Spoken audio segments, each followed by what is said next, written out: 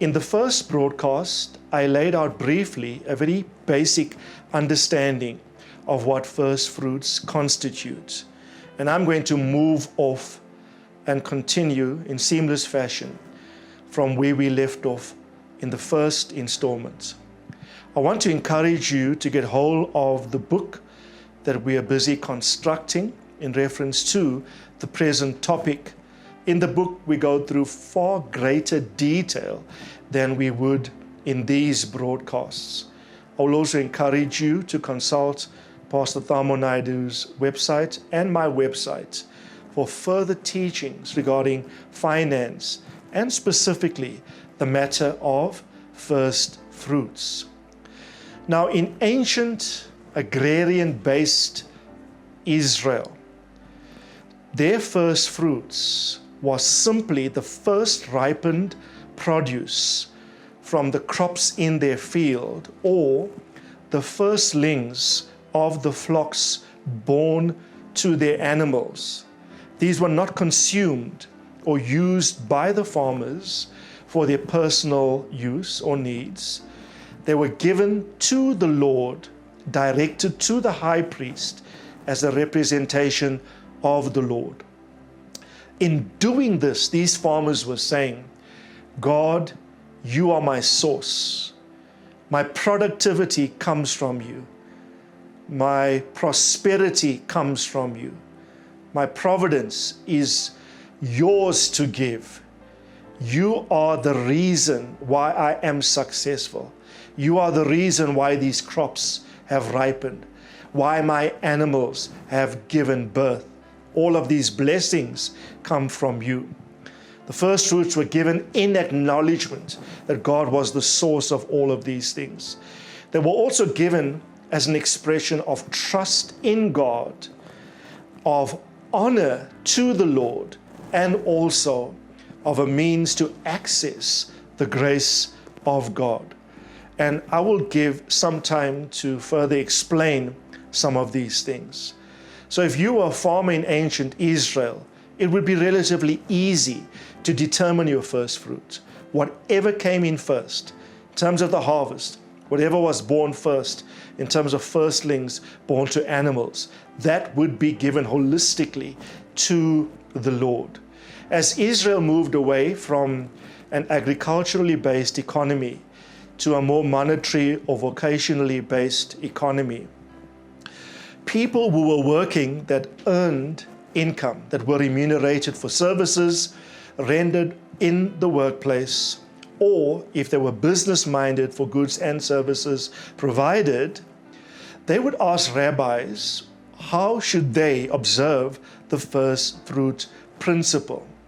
And the rabbis suggested, and this suggestion was based on an historical assessment of what farmers in ancient Israel would have offered as a first fruit offering. They said between 1/40th and 1/60th of a typical field, the potential harvest of a particular field was offered to the Lord as a first fruit offering.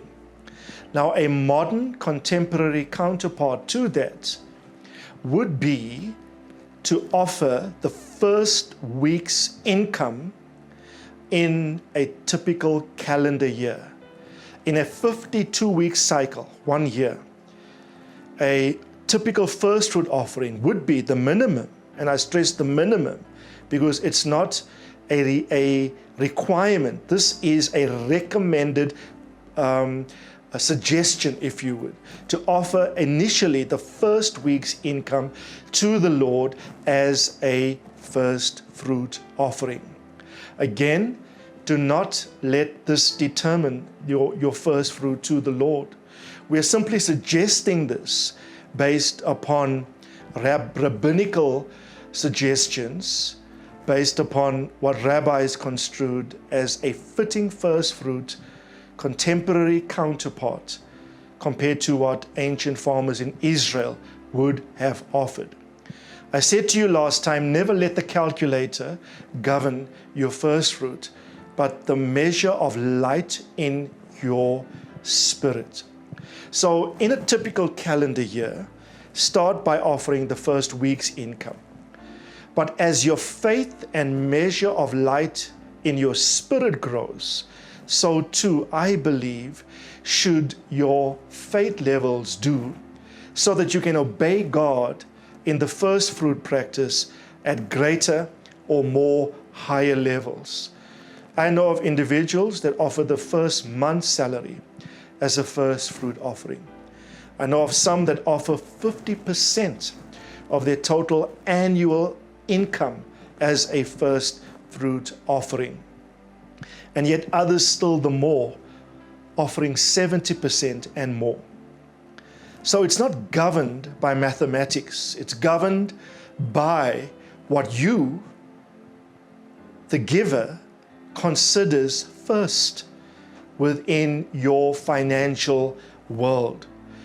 When else, apart from offering the first income in a particular calendar year, when else should first fruits also be offered?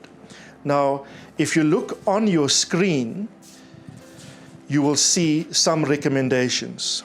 The first point is, as I've said, the first week's wages in a specific calendar year, or 25% of your monthly income, or 2% of annual salary.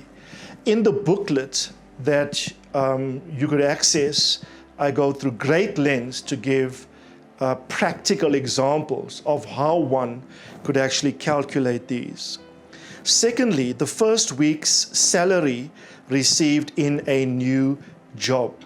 So when you get a new job, it represents a new field, so to speak. It represents an expression of God's providence, of God's favor upon you. The first time you receive an income from that new job, the first week's income in that new job should be offered as a first fruit to the Lord. If you are salaried monthly, it would be 25% of that first salary. Subsequent salaries in that job, you could just tithe and give offerings off. Thirdly, the first commission received if your remuneration is commission-based, and that basically is self-explanatory. Then the first week's turnover made in a business. This is 25% of monthly turnover or 2% of annual turnover. Now, let me take a moment to speak to those of you who own businesses. In agricultural Israel, when the farmer offered first fruits, he would simply take the fruit of the harvest that ripened first and take that holistically and give that to the high priest.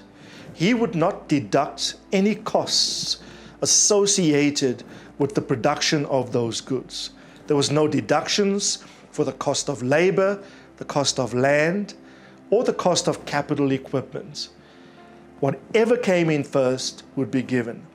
So we advise business people not to determine your first fruit calculation of concepts like gross profit or even net profit, but use the turnover, the total sales, the first crop of sales that you've generated in the first week of a calendar year within that cycle, or 25% of monthly turnover or sales, that should be offered as a first fruit offering. This takes great courage to obey, great faith, but it will be an expression of great trust in God, your Father, which I believe will bless you and your business to degrees that will thoroughly amaze you. Then also, the entire portion of a salary increase in the specific month of the increase only, once off, that is the portion of the increment in salary. So if your boss calls you in and offers you, let's say, a 2,000 Rand increase in your present salary, in the month in which you receive that additional increase. Offer the measure of that increase, that 2,000 rand, to the Lord as a first fruit offering. This represents your increase in the new bracket of income that you are now earning. And the first occasion that you do receive this, that should be given to the Lord, you're literally saying to God, see how you've blessed me. I regard this increase as coming from your hand. And you literally return that back to the Lord. In subsequent months, you could then give tithes and offerings of your gross earnings. And then lastly, the general principle is this: the first of any form of financial receipt within that calendar year, if that receipt of financial income is perpetual and recurrent. Now, if you anticipate in any domain that income received from some activity will be perpetual or recurrent, will be sustained or ongoing, the very first time you receive income from that activity or that domain should be offered as a first fruit offering. For example, for ministers, it will be the first honorarium received. I have a practice, for example, if I travel to a country to minister for the first time, on my first time ministering in that country, if the host honors me with an honorarium, I don't touch it. I'll bring the entirety of that and offer it to the Lord as a first fruit offering. In the note that you will get, I have scriptures to back all of these statements. So I'll greatly encourage you to please get yourself a copy of the booklet.